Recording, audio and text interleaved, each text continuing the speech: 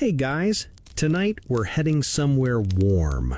A place where the sun clings to your skin like a stubborn house cat, and the air tastes faintly of salt and dust. You're stepping off a rattling train in 1890s Cape Town, your boots crunching on the gravel of the platform. The sky is that particular shade of South African blue that looks almost painted on, and before you even adjust your hat, the smell of hay, horses, and, oddly enough, bird feathers greets you. Yes, ostrich feathers. The same sort of thing you might see on a ridiculous carnival mask or the plume of an over-decorated marching band hat. But here, in this city, they're not just trinkets. They're the gold rush of the decade. Wagons creak past you, piled with downy, snow-white plumes, destined for far-away fashion houses in London and Paris. A single ostrich feather can fetch more than an ounce of gold, and you can't help but think that if you sneezed near one of these wagons, you'd be financially ruined. So before you get comfortable, take a moment to like the video and subscribe, but only if you genuinely enjoy what I do here. And let me know in the comments where you're listening from tonight and what time it is for you. Now, dim the lights, maybe turn on a fan for that soft background hum, and let's ease into tonight's journey together. Your boots carry you into the city proper, through streets where ox wagons grind against cobblestones, and women in high collars and wide skirts bustle by, their parasols tilting to catch any scrap of shade. Everyone seems to have a feather somewhere on them, a hat, a collar, even dangling absurdly from a walking cane. The feather trade has turned Cape Town into a bizarre crossroads of ranchers, merchants, sailors, seamstresses, and chancers hoping for a cut of the fluff-driven fortune. You wander into the main market square, its tents flapping in the hot breeze. Here traders shout offers for plumes that will end up on French opera hats or English ladies' Sunday best.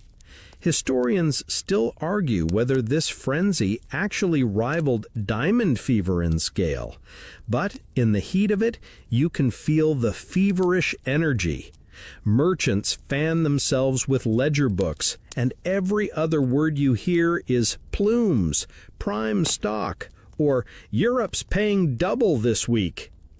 One well-dressed man offers you a plume as long as your forearm, the kind that would sway elegantly above a lady's bonnet. He quotes you a price so steep you half expect the feather to come with a free mansion. A little girl nearby sells cheaper, shorter feathers to sailors heading out, proof that not every feather is destined for aristocracy. You catch a snippet of conversation about a new dyeing method. Some say it ruins the fibers, others swear it makes them twice as valuable. No one can quite agree, which seems fitting for a town built on this oddly fragile commodity. You pass a tavern with an ostrich painted on the signboard, its feathers curling into golden coins. Inside, merchants celebrate deals with foaming mugs of ale, laughing loud enough to shake the shutters. Some have arrived on ships from Europe, hoping to cut out the middlemen and strike bargains directly. Others are ranchers who've spent months wrangling enormous temperamental birds out in the semi-desert, finally bringing their bounty to market. You think of what you've read about the ranches. Ostriches as tall as men, capable of kicking hard enough to shatter a rib, yet prized not for their meat or eggs, but for the elegant fluff sprouting from their tails and wings. Outside again, a wagon passes you, its cargo under heavy tarpaulin. The driver tips his hat and mutters about keeping the dust off. You notice a little emblem stenciled on the canvas, a swan. a local merchant's brand, you suppose, although you chuckled to yourself at the irony of branding ostrich feathers with another bird entirely. As the sun sinks toward Table Mountain, the city glows in amber light. You hear gulls squabbling above the docks and catch the salty tang of the harbor. The feathers, stacked and bundled, seem to shimmer in the fading sun like piles of snow carried through a desert town. Some say this boom won't last, that ladies' hats can only get so large before gravity says no. But here and now, nobody believes that. The trade feels unstoppable, inevitable, a river of fluff flowing from ostrich ranches to the fashion capitals of the world. You lean against a railing overlooking the bustle, the creak of wooden carts and the bray of mules a soft backdrop. You think about how strange it is to stand in a place where fortunes rise and fall on something that could float on a breeze. And yet, here you are, in Cape Town's feather boom town, where the air is thick with heat, ambition, and the faint tickle of ostrich down drifting through the streets. You wake the next morning to the sound of wagon wheels clattering over cobblestones, and the faint, rhythmic thud of hooves outside your guest house window. The smell of strong coffee mingles with the salty sea breeze drifting in, but what really hits your senses is the faint, musty sweetness of feathers drying in the sun. Today, you decide, you'll try to understand exactly why these wisps of bird fluff are being treated as though they're the most precious thing on earth. You wander into the heart of the trading district, where merchants are already setting up for the day. Great wooden crates are pried open, and bundles of ostrich plumes, gleaming white, cream, and occasionally tinted with pale pink or lavender, are carefully displayed on long tables. It's hard to imagine that each of these feathers, if graded as prime, might fetch a price rivaling a miner's monthly wage.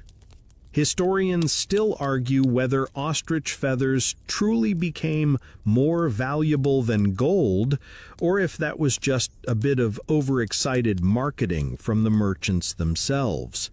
But even if the numbers were exaggerated, the frenzy here tells you there was plenty of money to be made. A man in a bowler hat greets you cheerily, holding up one of his best plumes as though showing you a royal scepter. He explains that European ladies, particularly in London and Paris, are demanding ever taller, fuller hats, and nothing gives a hat that cloud of elegance quite like a perfect ostrich feather. He quotes you a price in pounds sterling, and you almost choke on your morning coffee.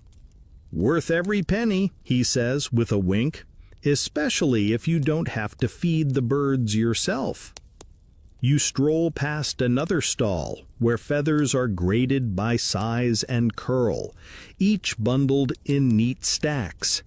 A ledger book sits open, listing names of faraway milliners and department stores, their orders scrawled in looping ink. Someone mutters that a single hat in Paris could cost more than a horse and carriage, thanks in no small part to the feathery fountain erupting from its crown. The town feels like a stock exchange disguised as a farmer's market. Runners hurry between merchants, carrying messages of sudden price changes, a shipment from another colony delayed by storms, a new fashion craze rumored to hit Vienna next season, or, occasionally, a whisper that someone's trying to corner the feather market by buying up entire ranches' worth of stock before it even reaches town. You're reminded of the diamond fields up north, yet here the wealth comes from birds that look like they'd rather chase you around a paddock than make you rich. At one corner, a small group of men argue loudly over a single feather, debating whether its tiny kink at the tip reduces its worth. One swears it's perfect, another says it'll fetch only half price in London. A third man suggests straightening it with steam, and they all glance around as though this is some kind of industrial secret.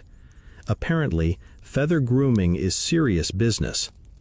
A fringe anecdote you overhear from an older merchant mentions a legendary bird in the Karoo, said to grow feathers so perfect they curl like angel wings, though no one seems to agree if that bird actually exists, or if it's just a story ranchers tell over brandy. You follow the commotion toward a large two-story trading house. Inside, the floorboards creak under your boots as you step into a hall filled with long tables. Feathers are laid out like precious gems, each under glass or weighed carefully on brass scales. The auctioneer's gavel cracks the air, and a hush falls. Merchants hold numbered paddles, their faces tight with concentration. A plume goes for what you know could buy a small cottage. A sailor in the back whistles softly, and a merchant near you mutters, "Next week, even more." You suspect he said the same thing for 3 years running. Stepping back out into the sun, you can't help but grin at the sheer absurdity of it all. Here you are, standing in a city where wealth is measured in fluff, where wagons full of feathers are watched as carefully as shipments of diamonds or gold bars. And yet there's a fragile undercurrent, too. You overhear one rancher grumbling that his best birds molted late this season. Another mentions that prices dipped last year when someone claimed swan feathers might be the new trend. Thankfully for these merchants, that rumor fizzled out quickly. As you make your way down toward the harbor, you see dock workers loading barrels of salted fish, crates of oranges, and, most carefully of all, long wooden cases stamped "feathers," handled gently. A ship's captain counts them twice, nodding in satisfaction. The plume's next stop will be thousands of miles away, bringing with them a touch of Cape Town's heat and dust into cold European winters. You lean on a post, feeling the sun on your shoulders, thinking how improbable it is that one bird's loose, delicate ornament could hold up a global economy, at least for a little while. And somewhere behind you, the train whistle sounds again, bringing more hopeful ranchers, more merchants, and maybe, just maybe, another fortune packed into bundles of white down. You're up before dawn today, a faint chill clinging to the air as you clamber onto a creaky wagon headed northeast, toward the Karoo, the dry, semi-desert heartland where the ostrich ranches sprawl like islands of stubborn life. The driver, a leathery-faced ranch hand with a straw hat pulled low, flicks the reins, and you bump along dusty tracks that seem to stretch forever. The scent of dry earth mixes with the faint tang of dung and hay, and in the distance you spot the first silhouettes of ostriches against the pale horizon. They look almost prehistoric, heads bobbing like feathered periscopes, long legs flicking dust into the dawn. By mid-morning you reach a fenced paddock. Wooden posts stand guard over acres of scrubland where dozens of these odd, towering birds mill about. The rancher greets you with a weathered handshake and a grin that says he's wrestled more than one ostrich in his time. "Worth more than cattle these days," he says, gesturing toward the birds, "but twice as dumb and 10 times as mean." You watch as one ostrich eyes you with clear suspicion, its beak twitching as though considering whether your hat might make a good snack. The value of these birds doesn't come from their meat or eggs, not in this era anyway. It's all about the feathers. A fully grown ostrich can yield around a pound of prime plumes in a season, each one destined for those grand European hats and parasols. Historians still argue whether selective breeding truly transformed these birds into the luxury feather machines ranchers claimed, or if most of the trade relied on luck and a good chase. Either way, the stakes are high enough that every ranch has its own lore about perfect plumes and record-breaking prices. You spend a while leaning on a fence, watching the ranch hands at work. They guide the ostriches toward shaded areas where they're checked for molting feathers. One worker wears thick leather padding on his legs. You soon learn why when a male ostrich suddenly lashes out with a kick that sends a cloud of dust into the air. "That one's a right bastard," someone chuckles. "Could knock you into next week if you're not looking." A quirky tidbit surfaces in conversation. Some ranchers allegedly used mirrors to keep ostriches distracted, claiming the birds would preen at their reflections long enough for feathers to be harvested safely. Others swore by feeding them grapes to keep them calm, though this might be more folklore than science. After a mid-morning tea served out of dented tin mugs, the rancher offers to take you closer. You step carefully, boots crunching on dry earth as you approach a cluster of birds. Up close, you're struck by how absurdly large they are. 6, 7 feet tall, eyes big and glinting with curiosity. Their feathers are soft at the ends, delicate to the touch, but near the base they're tough and fibrous. You can see why trimming and grading them takes skill. A careless hand could ruin a fortune with one wrong snip. As you watch, 2 ranch hands expertly catch a bird using a hood slipped over its head, a method designed to keep it calm, and begin plucking loose feathers. These aren't painful removals, only molted plumes are taken, but the process is still a dance between bird and human, full of sudden lunges and cautious retreats. A feather, once removed, is smoothed and placed carefully in a sack. Each one will be washed, dried, and sorted before it's ready for sale. You try to imagine the journey ahead, from this hot, dusty paddock to some lavish London shop window, where it will tremble delicately under the gaslight.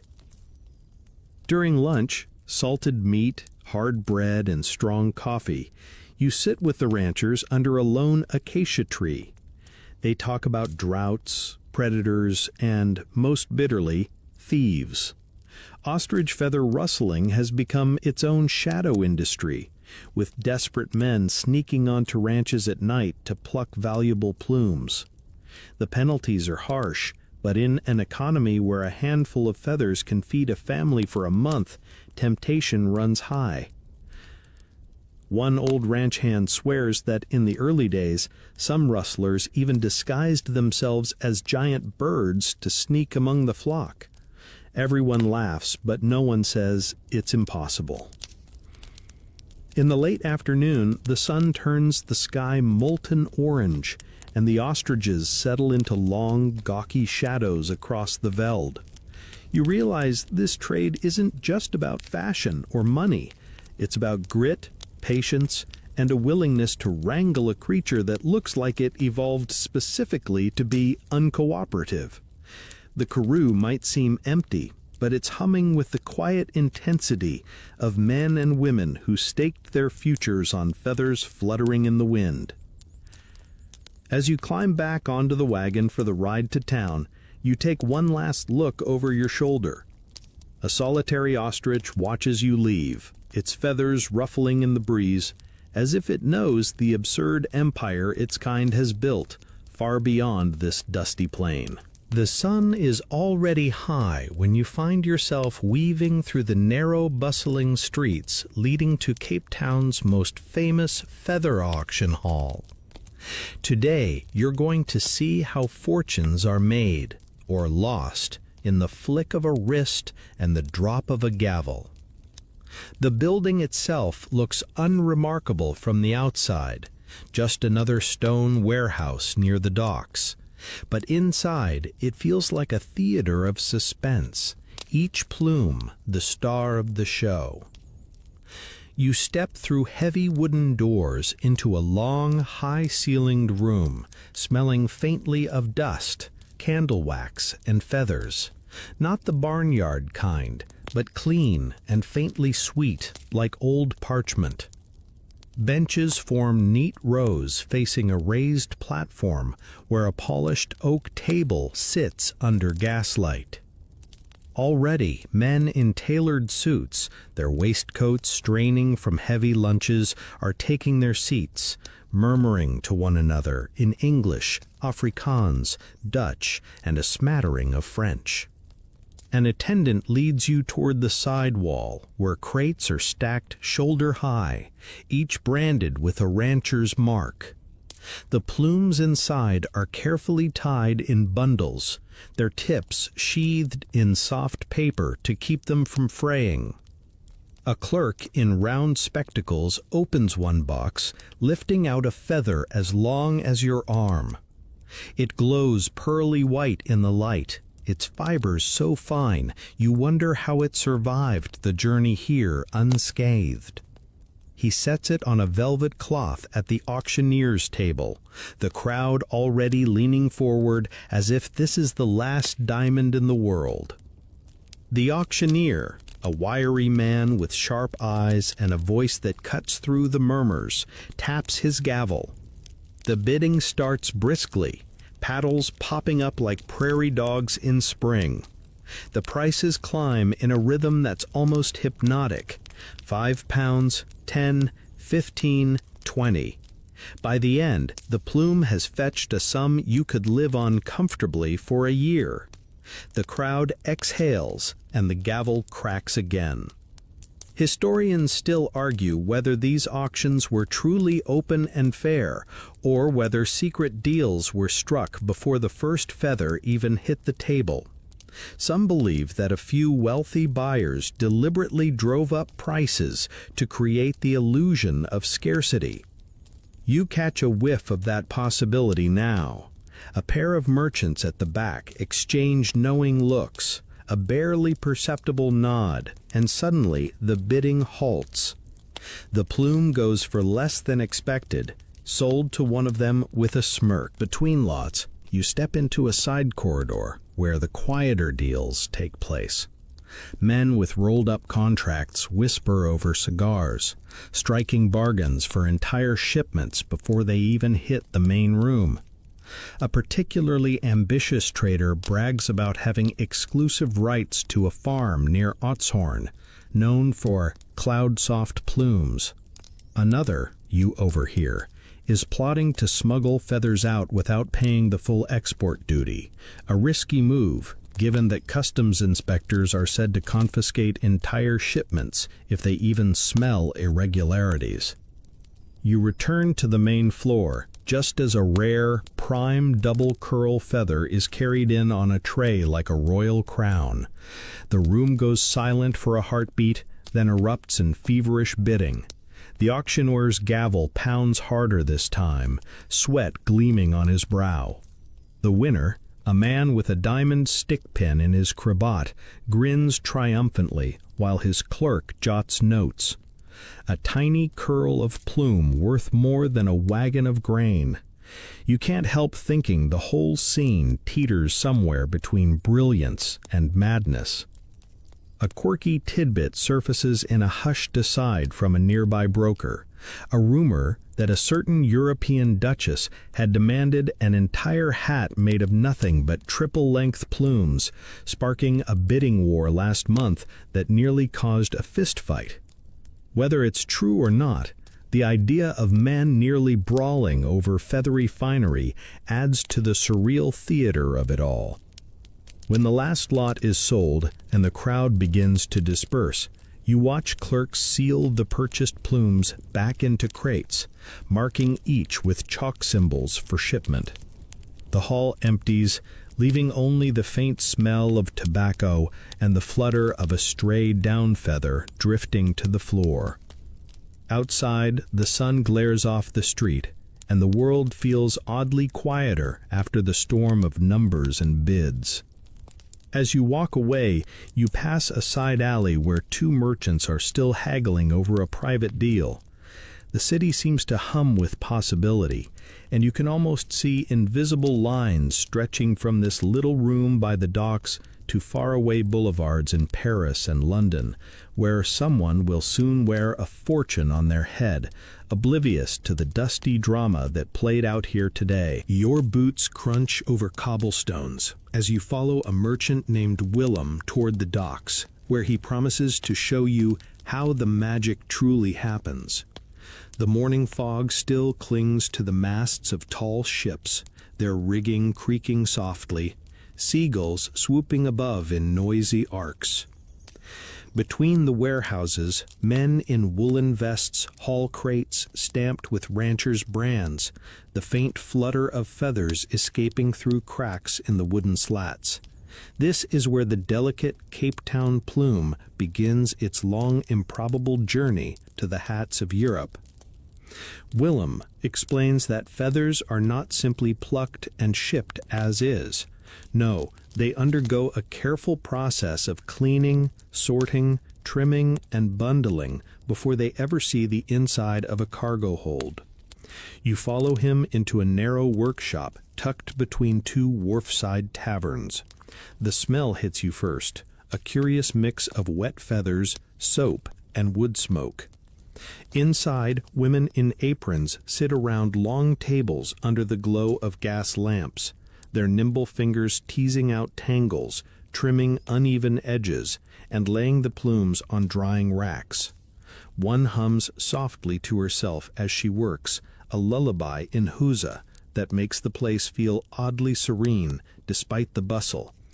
The plumes are washed in lukewarm water mixed with mild lye soap to strip away the dust of the karoo, then carefully dried under muslin cloths so they don't curl awkwardly. A quirky tidbit emerges when Willem points out a little brass comb with teeth as fine as a sewing needle, used to train the feathers into elegant curves. Some say the right touch can double a plume's value, and certain combing techniques are fiercely guarded family secrets passed down like treasure. Historians still argue whether Cape Town's finishing houses were truly superior to their European counterparts, or if this was just local marketing bravado. Judging by the concentration on these workers' faces, you'd wagered there's some truth to the claim.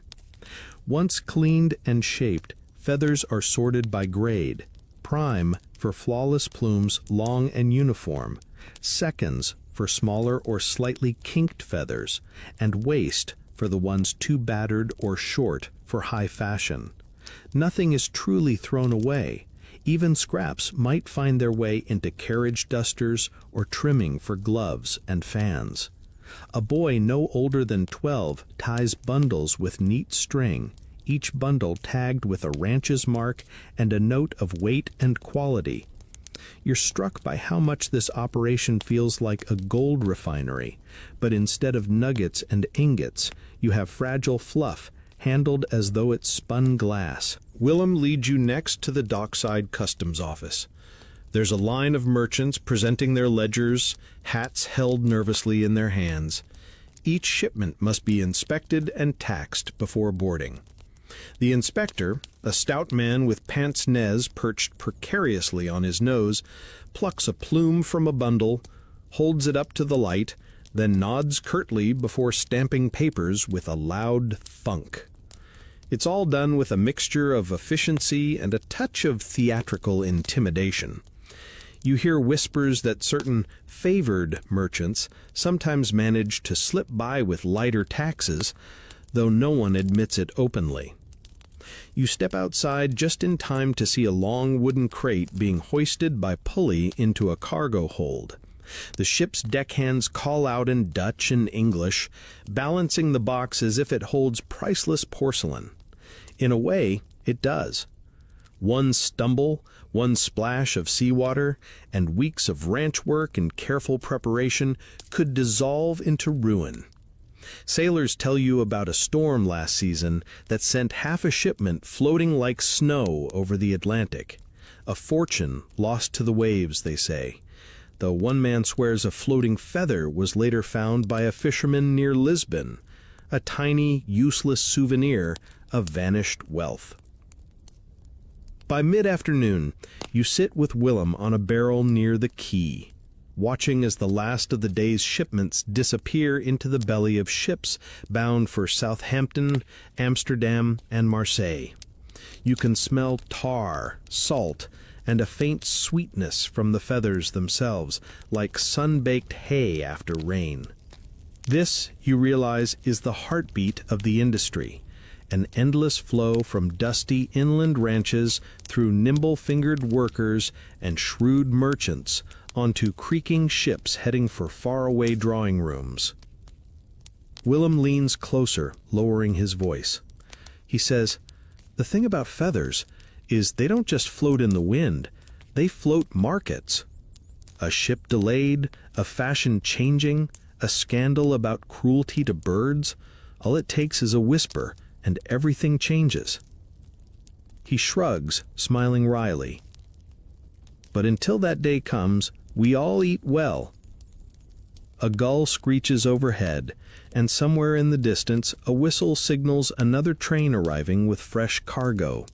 The cycle continues, feathers chasing fortunes, fortunes chasing feathers, as fragile and fleeting as the breeze that stirs the surface of the bay. It's a sultry evening, and the long shadows of Table Mountain stretch over Cape Town's bustling streets as you make your way toward a grand dining hall at the foot of Adderley Street.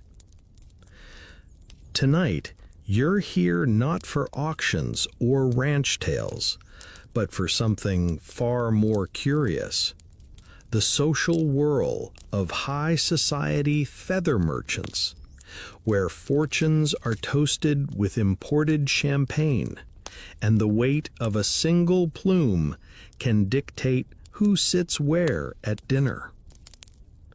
Inside, the hall is ablaze with gaslight, reflecting off crystal chandeliers, polished wood, and too many gold watch chains to count.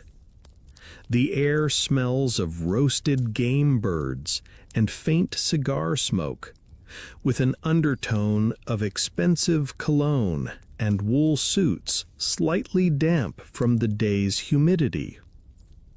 Servants in white gloves glide silently between tables, balancing trays of oysters and sweet wines, while avoiding guests' animated gestures. You slip into a seat near the edge of a long table and are immediately pulled into the whirlwind of conversation. Here, plumes are not just feathers, they're currency, gossip fodder, even political tools. One gentleman boasts about cornering a batch of rare black ostrich feathers from the Eastern Cape, a shade so lustrous it has milliners in Paris sending telegrams begging for more. A rival merchant sniffs disdainfully, claiming his whites fetch higher prices in London, particularly for ladies attending Queen Victoria's latest garden parties. You quietly note that the entire conversation sounds like it's about precious gemstones rather than fluff plucked off birds. Historians still argue whether these gatherings actually influenced market prices or whether they were simply playgrounds for merchant egos. Some claim entire fortunes rose and fell after a single dinner where rumors of feather gluts or new fashion trends swept through the crowd. You watch a rotund fellow stand to make a toast, loudly predicting that next season's Paris hats will demand double-curled whites, mark my words. A murmur spreads, and you can almost see minds calculating futures on the spot. Halfway through the meal, you notice the quieter side of the room. There, wives and daughters of merchants talk softly, their own feathered hats perched high, as though competing silently with one another. A young woman adjusts her plume so it sits just so under the light, turning it into a halo of soft ivory. She giggles, whispering that one rival's hat is last season's cut, earning a stifled laugh from her companions. The world of feathers isn't just a man's game of shipping and auctions. It's a battlefield of style, every dinner party a kind of parade ground. And yet, amid the laughter and bravado, you catch more somber notes. A gray-bearded rancher, quieter than the rest, mentions a drought cutting his flock in half, his profits barely covering feed. Another tells of theft, losing an entire shed's worth of plumes to night raiders who vanished like ghosts. The merchants nod gravely, a brief flicker of shared humanity amid the bluster. A quirky tidbit comes from a tipsy Englishman who swears some ranchers try to train ostriches to walk in circles to make plucking easier. A feather carousel, he calls it, laughing so hard wine dribbles onto his waistcoat. After dessert, steamed pudding and custard served with heavy spoons, the music starts. A pianist at the far end of the hall playing a soft waltz. Couples glide onto the floor, with the women's feathered hats bobbing like swans on a lake. You lean back, sipping the last of your port, and take it all in.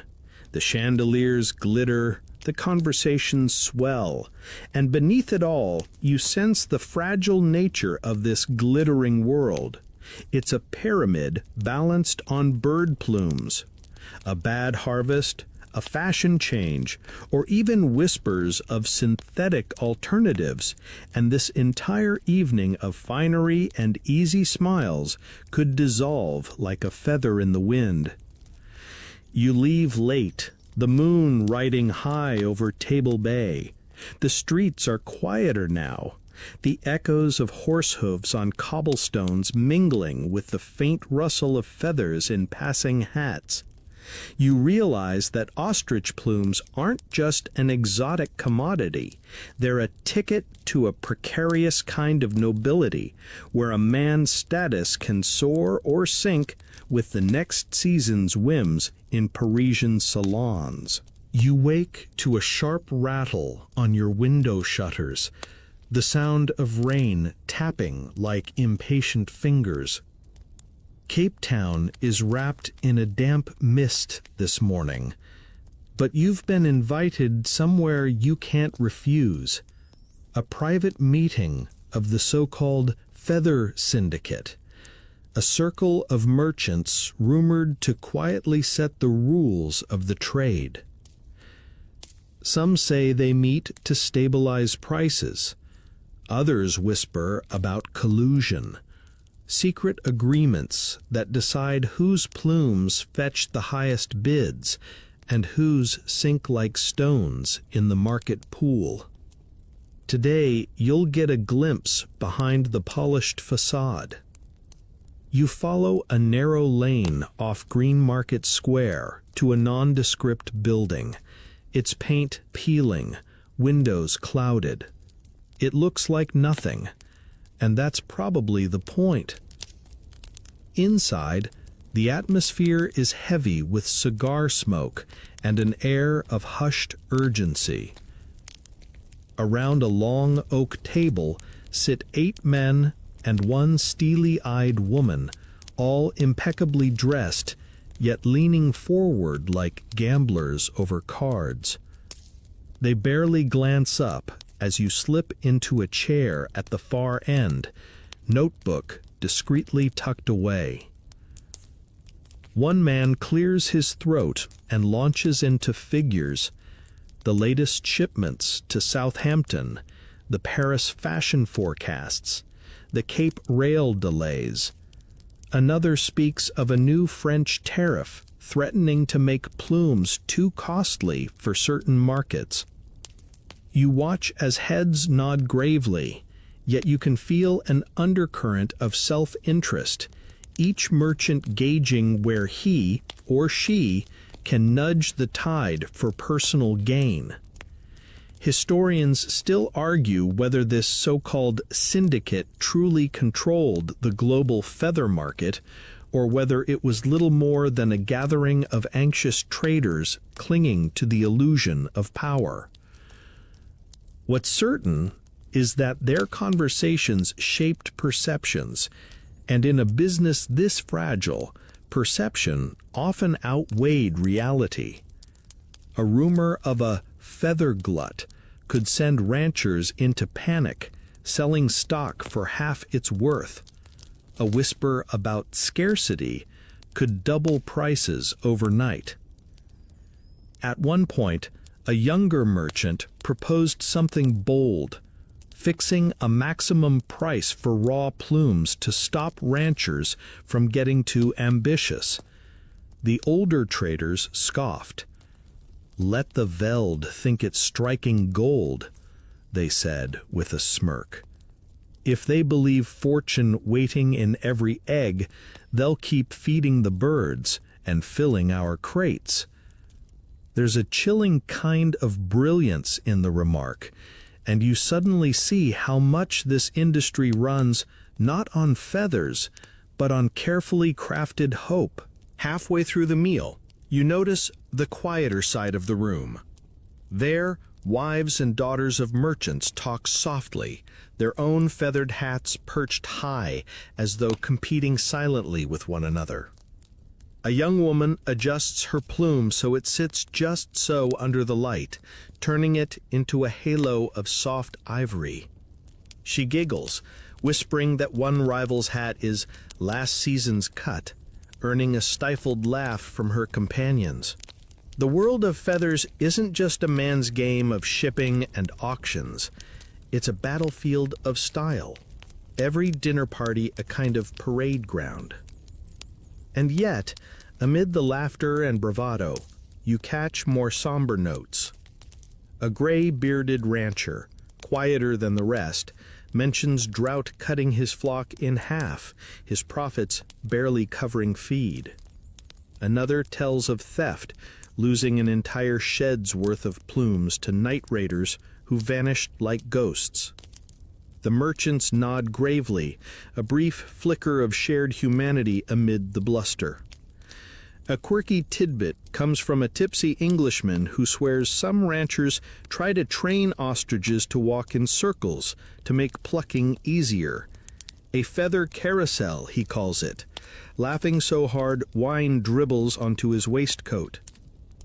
After dessert, steamed pudding and custard served with heavy spoons, the music starts. A pianist at the far end of the hall playing a soft waltz. Couples glide onto the floor, the women's feathered hats bobbing like swans on a lake. You lean back, sipping the last of your port, and take it all in. The chandeliers glitter, the conversations swell, and beneath it all, you sense the fragile nature of this glittering world. It's a pyramid balanced on bird plumes. A bad harvest, a fashion change, or even whispers of synthetic alternatives, and this entire evening of finery and easy smiles could dissolve like a feather in the wind. You leave late, the moon riding high over Table Bay. The streets are quieter now, the echoes of horse hooves on cobblestones mingling with the faint rustle of feathers in passing hats. You realize that ostrich plumes aren't just an exotic commodity. They're a ticket to a precarious kind of nobility, where a man's status can soar or sink with the next season's whims in Parisian salons. The day begins with a soft, golden light spilling over Cape Town's rooftops, and you find yourself heading inland by train. Today, you're traveling to a remote feather ranch in the Oosthoorn district, the true cradle of ostrich wealth. The train huffs steadily along the tracks, the scent of coal smoke mingling with dry grass wafting through the open carriage window. The city noise fades into a rolling landscape of scrubland and distant koppies, with clusters of ostriches grazing like strange, living punctuation marks across the earth. When you finally arrive, a wagon meets you at the station, its wooden wheels creaking as it bounces along a dirt track. The ranch house looms ahead, whitewashed walls glaring in the sun, surrounded by thorn fences and long, low sheds where the real treasures are kept, the birds themselves. You expect them to be docile, feathered sheep, but they are anything but. As you walk toward the enclosures, you're greeted by a chorus of hisses and curious stares from huge eyes framed by absurdly long lashes. They tilt their heads, sizing you up, and you're suddenly reminded of their prehistoric ancestry. You definitely wouldn't last a minute in a foot race with these birds, not unless you had a good head start and a sturdy fence nearby. The rancher, a leathery-skinned man with sun-cracked lips and a permanent squint from decades in the glare, explains the basics of feather production. Prime plumes are plucked, not painfully, he assures you, but at the right season when they naturally loosen. It takes patience to get feathers of perfect length and curve, and each bird yields only a handful of marketable plumes per year. No wonder fortunes are tied to every single one. Historians still argue whether this so-called humane plucking was truly painless, or whether profit sometimes trumpeted the bird's comfort. Diaries from workers hint that some ranchers were gentle and methodical, while others rushed the process, leaving raw patches behind. Watching the ranch hands here, you see a mix of care and calculation. They work in pairs, slipping Hessian hoods over a bird's head to keep it calm, then deftly plucking a few mature feathers while murmuring soft reassurances, as though coaxing a nervous child through a haircut. A quirky tidbit drifts your way from one of the younger hands. There's a superstition among some workers that if you pluck a bird while facing east, the feathers will curl more elegantly, blessed by the rising sun. Others swear by feeding ostriches certain wild herbs to make the plumes silkier, though no one has ever proved it's more than hopeful folklore. After the plucking, feathers are bundled and taken to a shaded storeroom. You step inside and are immediately struck by the smell, a mixture of dry straw, sun-baked feathers, and something faintly sweet, like hay tea. Bundles hang from rafters or lie in neat stacks, each tagged with a bird's number. The rancher boasts that his best breeder produces plumes fit for a queen's coronet, pointing proudly to an especially lush ivory bundle. Later, you watch the ostriches out in the paddocks. They run with astonishing speed, kicking up dust, their wings flaring like awkward sails. Chicks trail after their mothers, little fluff balls with wobbly legs, destined perhaps to be part of the next feather boom. The rancher talks about the precariousness of it all, disease outbreaks that can wipe out entire flocks, sudden price crashes when European tastes change, the ever-present fear of drought. And yet, he says, there's nothing like seeing a trainload of your plumes bound for Cape Town, knowing you've spun the Karoo dust into pure wealth. As evening falls, you sit on the stoop of the ranch house, sipping lukewarm coffee from a tin cup.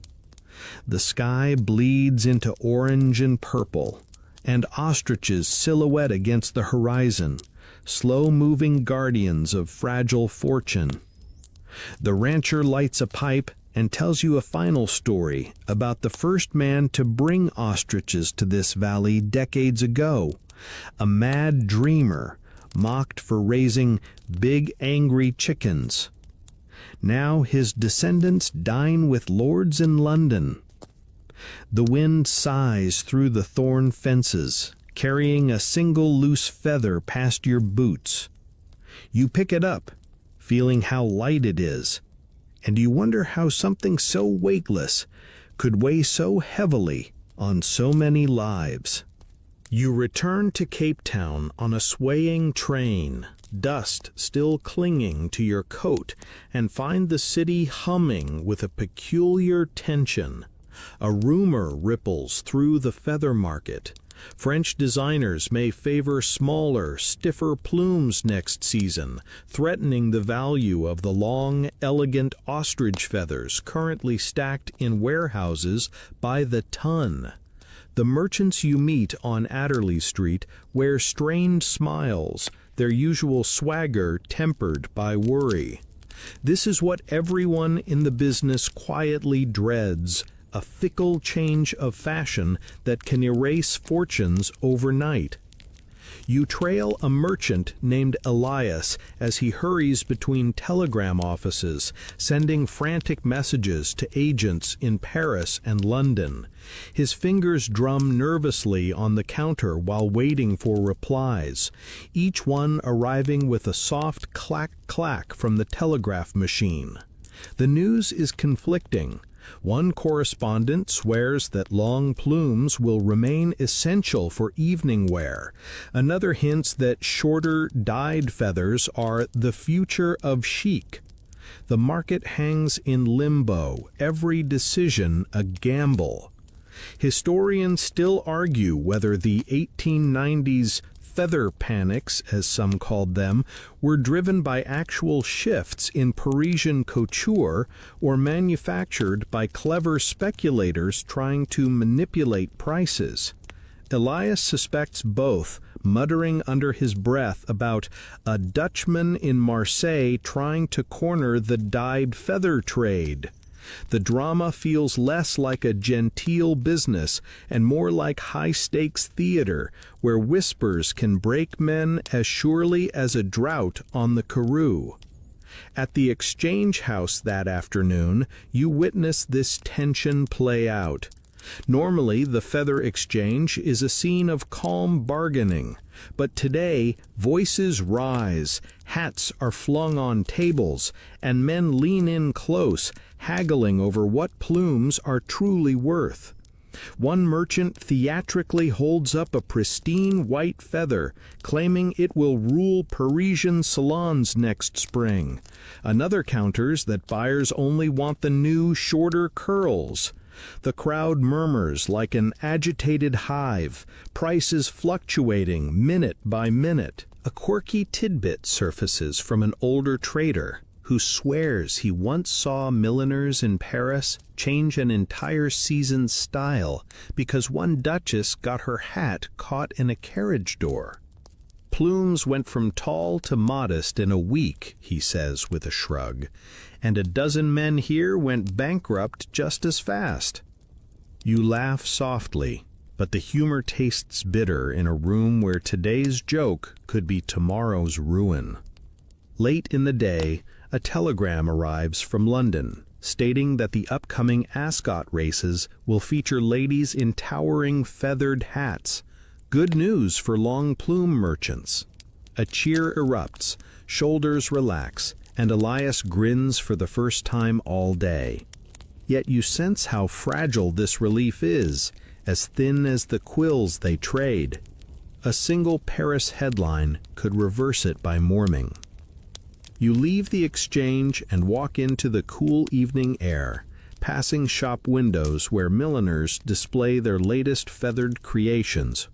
There's a haunting beauty to them, ivory plumes cascading like waterfalls, delicate curls dyed in pale rose and sky blue. You can imagine the thousands of hands that touched each feather, ranchers under a blazing sun, dock workers at dawn, finishers hunched under gaslight, and finally some wealthy lady strolling the boulevards of Paris, oblivious to all that effort swirling above her head. The last thing you see before heading home is a ragged boy sweeping stray feathers from a gutter, collecting what he can to sell for pennies. The merchants may fret over rumors, but for many, even the scraps of this industry are worth clutching. It's a reminder that while fashion dictates the peaks of fortune, survival clings to its smallest, most overlooked edges. The morning air in Cape Town smells of salt and tar as you make your way toward the bustling docks. This is where feathers transform from local cargo to global currency, where steamships belch smoke and sailors shout in a dozen languages. Crates marked ostrich plumes, handle with care, are stacked high, guarded like treasure chests, yet you know the contents are delicate enough to blow away on a strong gust of wind. You follow a merchant named Thandiwe, one of the few women dominating this male-heavy business.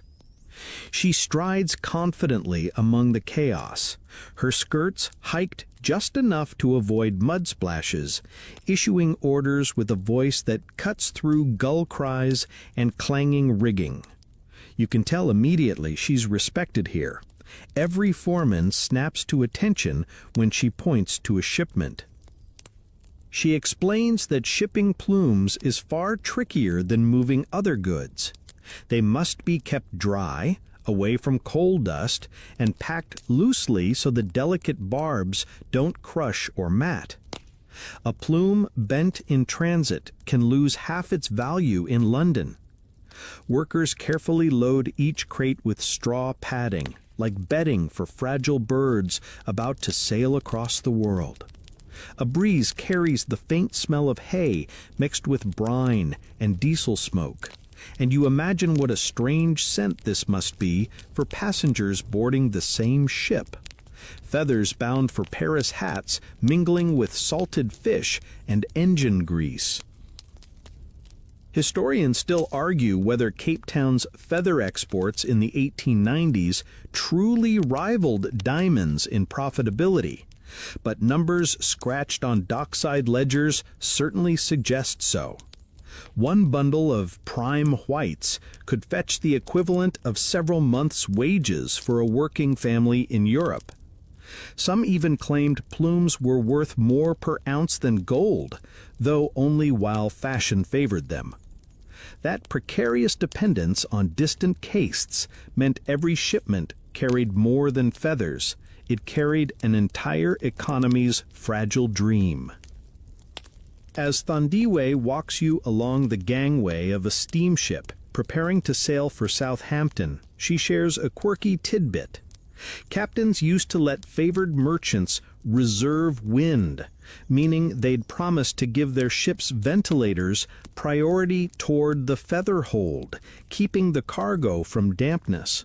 Of course, no one could truly control the wind, but bribes made promises as steady as the tides. Below deck, you step into the feather hold, a cavernous space lined with crates and smelling faintly sweet, almost floral, from the mass of plumes.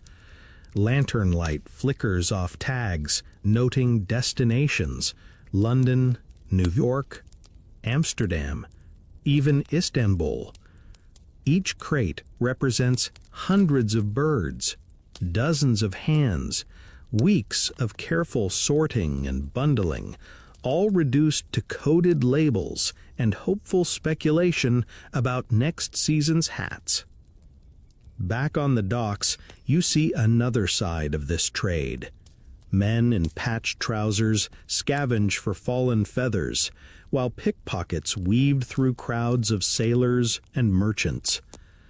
Thandiwe nods toward a gaunt fellow leaning against a bollard, explaining how small-time smugglers sometimes sneak prime plumes into personal trunks, avoiding official fees.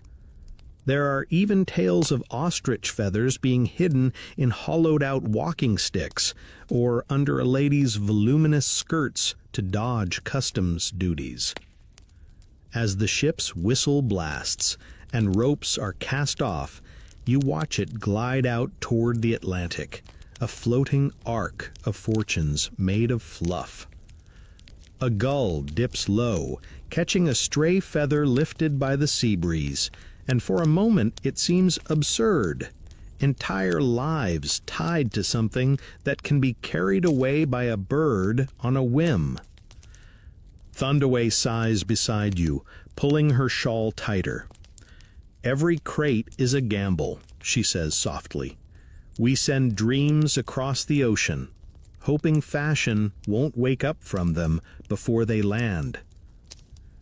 You walk back up the quay together, boots crunching on damp wood, the sound of the departing ship's horn fading into the mist, leaving behind a sense of both hope and fragility that clings like salt spray on your lips. You wake the next day to a damp chill and a restless hum spreading through the city streets.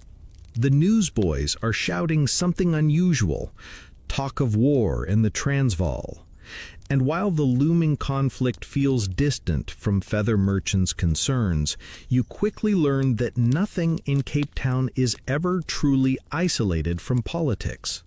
Over breakfast in a modest cafe, you overhear merchants discussing not feathers, but rumors of rail disruptions, possible embargoes, and even the government considering new export duties to fund potential military campaigns.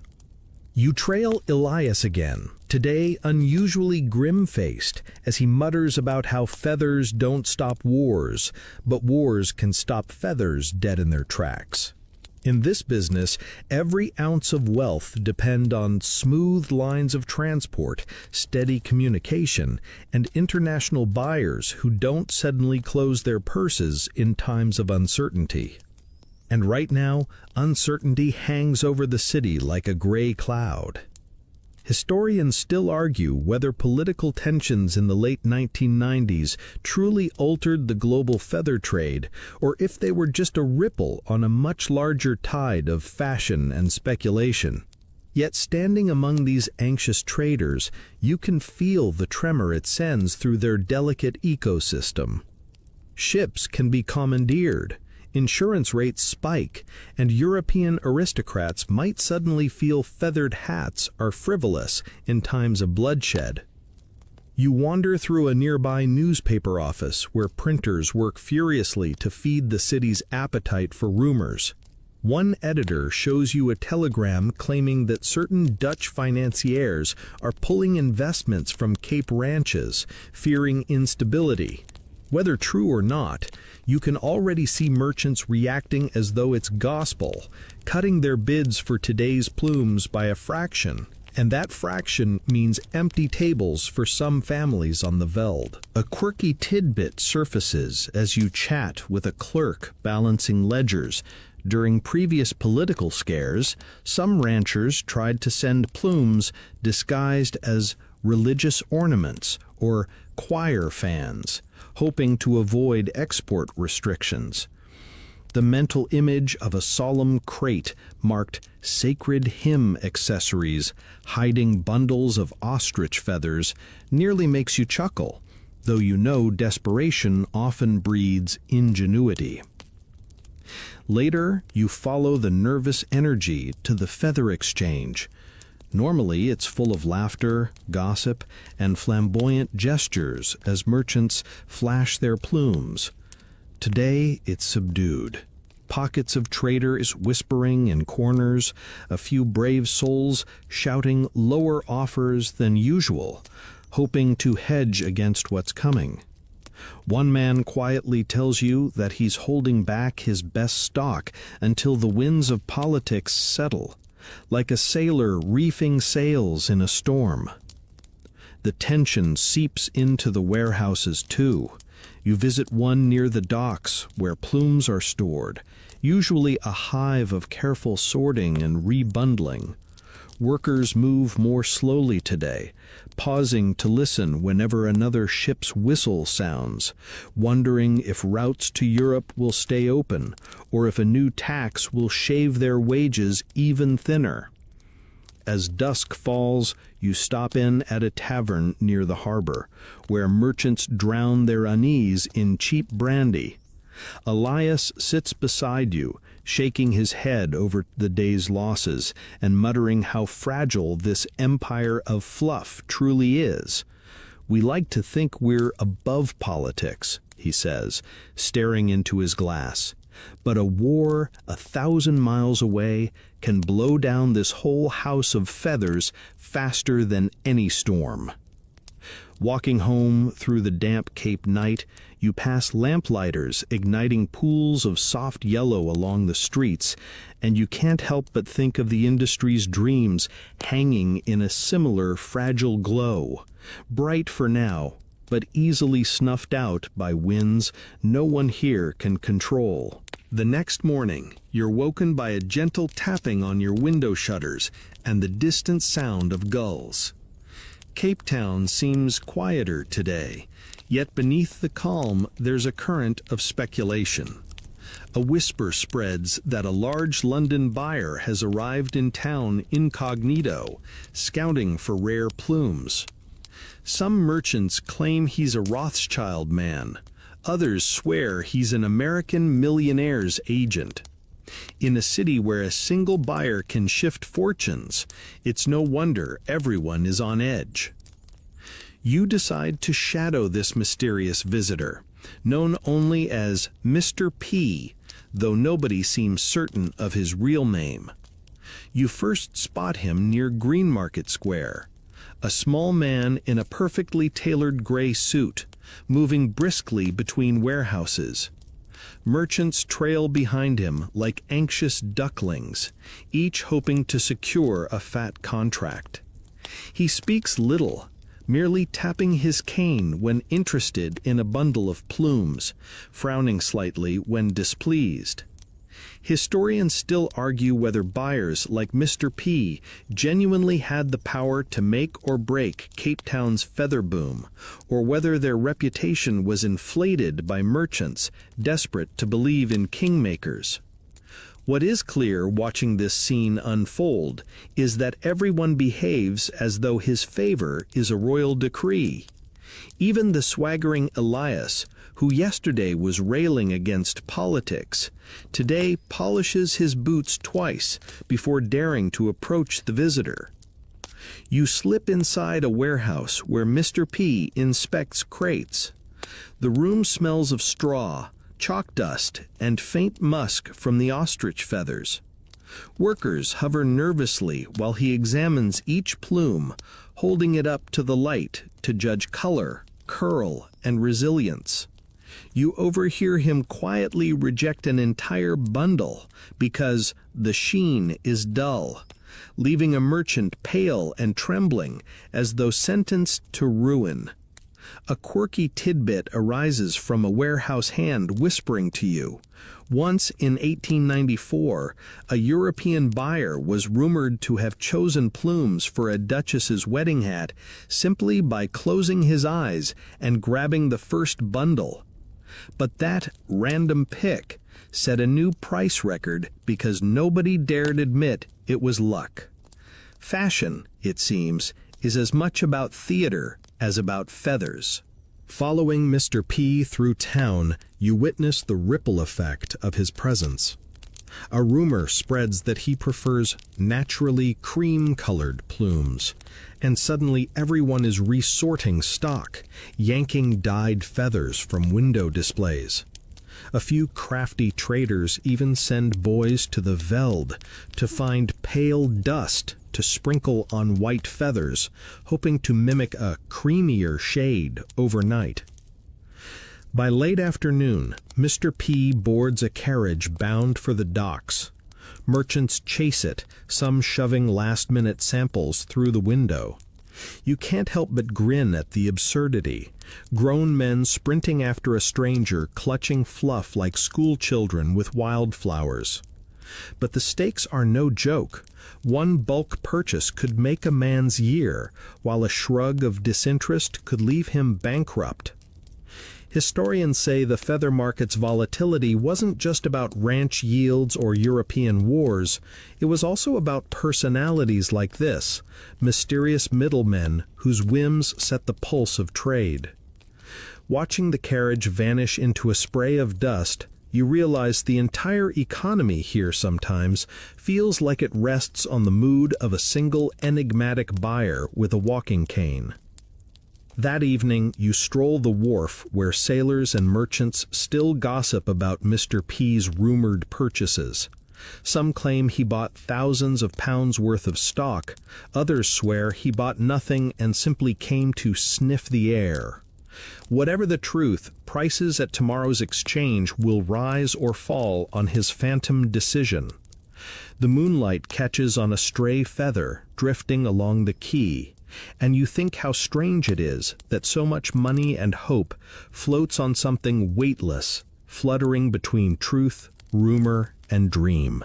You wake to a strangely hushed Cape Town morning, as though the entire city is holding its breath. The exchange house is unusually still, its benches sparsely filled, and merchants avoid making eye contact. It takes only a few whispered words to understand why. A rival syndicate from Port Elizabeth has launched an aggressive bid to control the feather market, offering London buyers cut-rate prices that Cape Town cannot easily match. You join a group of traders huddled in the corner of a cafe, their coffee untouched as they argue in low tones. Some suggest slashing prices immediately. Others urge a united front to keep rates high. But unity is fragile among men whose fortunes swing on personal deals. Historians still argue whether the Cape Town merchants ever truly collaborated or were too fractured by ego and greed to withstand outside pressure. Watching them now, you suspect the latter. Elias, always quick to chase rumors, tells you about secret meetings held the previous night in a candlelit room above a warehouse. There, leading traders supposedly drafted a gentleman's agreement to fix prices, though none will admit it openly. Quirky tidbits circulate. One story claims they sealed their pact by tying a feather to a beer mug and swearing on it like knights with a sword. Whether true or not, the image lingers, half comic and half tragic. At the exchange later, you witness the counterattack firsthand. A Cape Town merchant dramatically throws open a crate of flawless prime whites, declaring they will not be sold for less than their full worth. The crowd cheers, a brief flash of camaraderie, but you notice several men slipping away to scribble telegrams, likely offering quiet discounts to London. The illusion of unity frays as quickly as it formed. Historians debate whether the Port Elizabeth syndicate was truly a threat or simply a bluff designed to scare competitors. The uncertainty gnaws at everyone. Traders pace the floor, hats clenched in sweaty hands, each glance toward the telegraph machine, heavy with dread. When no message arrives from overseas confirming sales at the proper price, the tension mounts until even the usually stoic Elias mutters, "It's like holding a feather in a gale. We pretend we can control it, but it slips right through." That evening you wander down Adderley Street, the gas lamps flickering in the wind. Conversations spill from taverns and supper houses, all circling the same anxious topic. Some dream of forming a Cape Town feather guild, modeled on European merchant houses, to resist outside pressures. Others scoff, saying the trade is too volatile, too riddled with schemers and lone wolves to ever stand together. You pause at a narrow alley where a boy is burning stray feathers for warmth, the faint smell of singed quill mixing with wood smoke. The sight feels symbolic. While the great men upstairs toast their agreements, scraps of this fragile empire go up in flames, unnoticed. As night falls, a fog rolls in from the harbor, softening the city's outlines. The feather merchants remain locked in arguments that promise everything but settle nothing. Tomorrow, prices might collapse or soar, alliances might hold or crumble. And as you walk back to your lodgings, the only sound is your boots on damp cobblestone and the occasional feather fluttering across your path, light as ambition and just as impossible to grasp. Dawn breaks over Table Mountain, streaking the sky with pink and gold, and you find yourself heading inland with a small caravan of wagons rattling along a dusty road. The merchants have decided it's time to inspect the source, the vast ostrich farms where this fragile empire begins. The city fades behind you, replaced by scrubland dotted with thorn trees and the occasional startled antelope bounding across your path. Hours later, you arrive at a sprawling ranch near Ostrich, the so-called feather capital of the world. The air smells of dry earth, sun-baked wood, and a faint tang of guano. Hundreds of ostriches roam fenced paddocks, their long necks swaying like curious sentinels, beady eyes tracking every visitor. A ranch hand jokes that they recognize a merchant's hat from a mile away, associating it with plucking day, though the birds themselves probably have no love for fashion trends in Paris.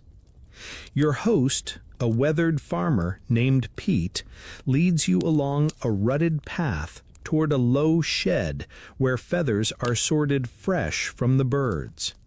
Historians still argue whether plucking was truly painless for ostriches in the 1890s.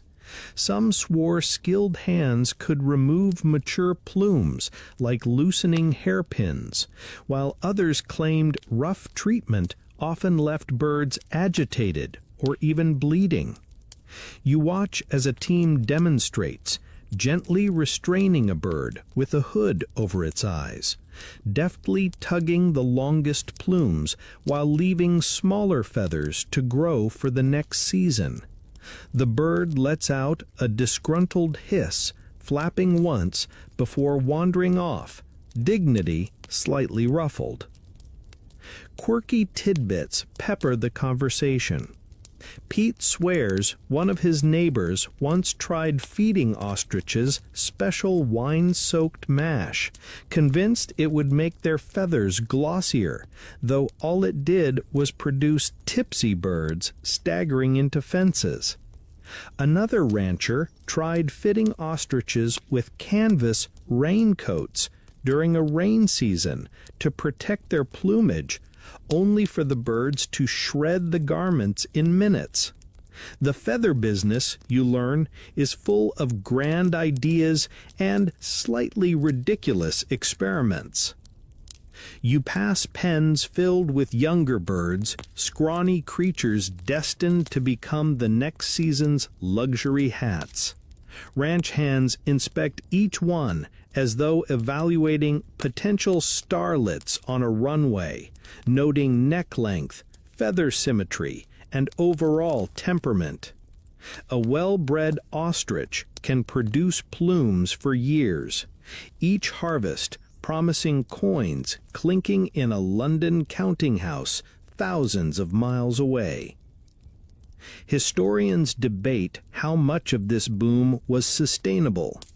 The veld is harsh, and overgrazing to feed growing flocks stripped vegetation in many areas, leading to dust storms and failed crops. Standing on a ridge overlooking bare patches of land where nothing grows but wiry scrub, you sense the gamble. Fortunes made today might sow ruin for tomorrow. Yet the merchants who ride out here seem blind to long-term risk, their eyes fixed on the next plume, the next season, the next dazzling Paris hat. At midday, you sit with ranch workers under a makeshift awning, sharing hard bread and salted meat, washed down with bitter coffee. The sun pounds down, cicadas shrill in the heat, and every breeze carries the earthy smell of the birds. You're struck by the contrast to Cape Town's glittering exchange houses. Here, the feather trade is sweat, dust, and patience, measured in growing inches of quill. As you prepare to head back to the city, Pyatt hands you a single feather, perfectly white and silky to the touch. "It's a long road from here to a lady's bonnet in Paris," he says, his eyes crinkling in the sun, "and half the time it feels like magic when it gets there." You tuck the feather into your coat pocket as the wagons creak toward Cape Town, the sky turning amber, and you wonder how many lives are woven into each plume that flutters, weightless yet so costly, in the evening breeze. Night settles over Cape Town, wrapping the city in a soft velvet hush, broken only by the creak of ships rocking in the harbor and the far-off clatter of a late-night cart on cobblestones. You stroll slowly through the winding streets, past shuttered warehouses and lamplit taverns where the last of the day's debates still mutter on the breeze. The ostrich feather trade feels quieter tonight, as if exhaustion has finally blanketed the feverish hopes of merchants, buyers, and ranchers alike. Elias joins you for one last walk along the docks, his hat tipped low, his usually quick step slower, more contemplative. "Funny thing," he says, staring at the dark water lapping against the pilings. "All this fuss about feathers, things lighter than a breath, and yet we've built a whole world on them." He kicks a stray quill near his boot, watching it tumble and settle like a tiny ghost. Historians still argue whether the Cape Town feather boom was truly inevitable, born from global fashion and colonial trade routes, or just an extravagant accident, a quirk of vanity that happened to collide with this particular place and time. Walking here now, you feel it could be either destiny or absurd chance, profit or folly, depending on where the next hat trend blows. You pause near a warehouse where laborers, lanterns flickering low, finish bundling the day's plumes for tomorrow's auction. The smell of straw and faintly sweet feathers hangs in the cool night air. One worker hums softly, a lullaby-like tune, while others methodically wrap delicate fronds with twine, their hands moving as if memorizing some ancient ritual. Quirky stories ripple through the quiet. Elias recalls a man who once swore that stroking feathers against the moonlight gave them a richer glow, a superstition that never proved true but was followed faithfully for years.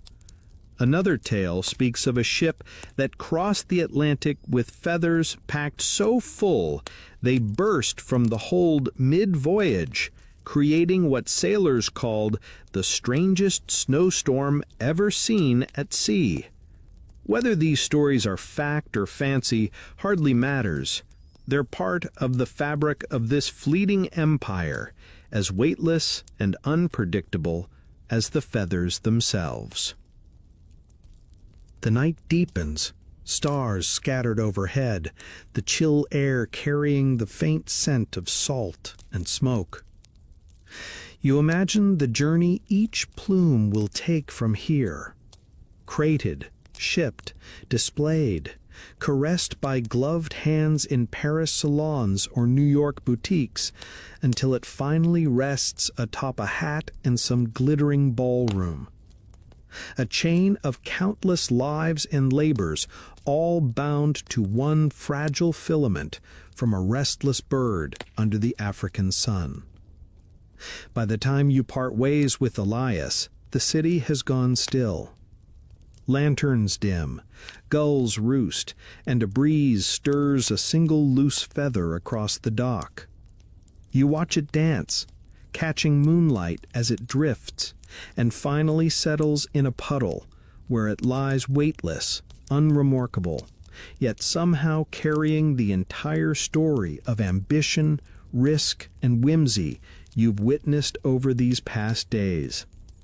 You slip your own keepsake feather from your pocket, turning it slowly in your fingers, and for a moment you almost believe this strange business was always about dreams, not money. The streets are hushed now. You return to your room, letting your boots scuff softly on the wooden floor. The feather in your pocket feels lighter than ever, a small reminder of the fragile empire built on vanity and wind. You stretch out on your narrow bed as the city sighs around you, knowing tomorrow the merchants will rise again, chasing fortunes in fluff, as relentless as the tides that bring ships to these docks. And now, as your eyes grow heavy, let's slow everything down. The noise of Cape Town's markets, the shouting merchants, the braying wagons, all of it fades until there's nothing left but a whisper of wind off the bay. You're standing on that quiet dock one last time, the moon silvering the water, a stray feather rocking gently in the night air.